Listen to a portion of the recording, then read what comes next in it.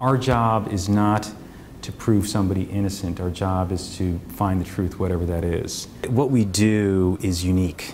I don't think there is a class like it in America.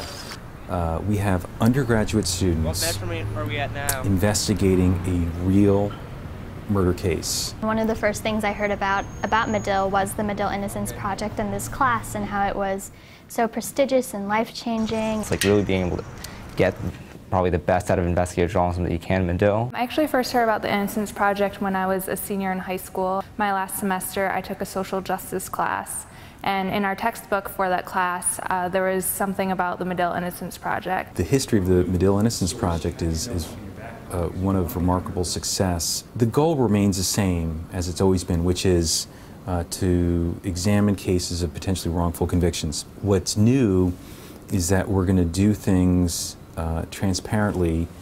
We're going to do them with an aim to publish our findings. We've revamped the Medill Innocence Project website. We'll have a print version, we'll have a multimedia component. We're using social media, Facebook and Twitter. The idea of writing an 8,000-word article was something none of us had ever done. It was a huge task, but then once it was published and we saw how much traction it got and how much attention it got for the case and the potential innocence of this man, I think we were all extremely happy that we did it. The investigation last year was unbelievable. The students looked into the case of Donald Watkins, who was convicted of murder and home invasion. Meeting him in person was really interesting because he had just been this man in court documents and we had seen his mugshot, which is actually pretty terrifying. It was a huge wake-up call that the work we were doing was regarding this real person who was in this very real situation. The students were able to discover that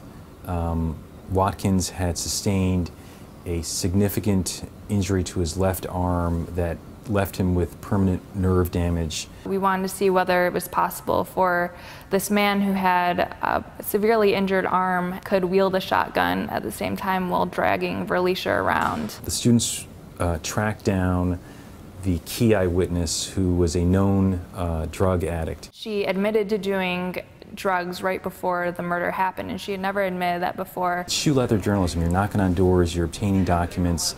There's nothing really fancy or there's no great trick to it. There's never enough sources that you can contact. If you think you've done enough, you definitely haven't done enough. It kind of puts everything you've learned into perspective and gives you so many experiences that you can't get in the classroom. It's not about theory. It's not about what might you do if you're a journalist. These are journalists doing the hardest kind of investigative reporting.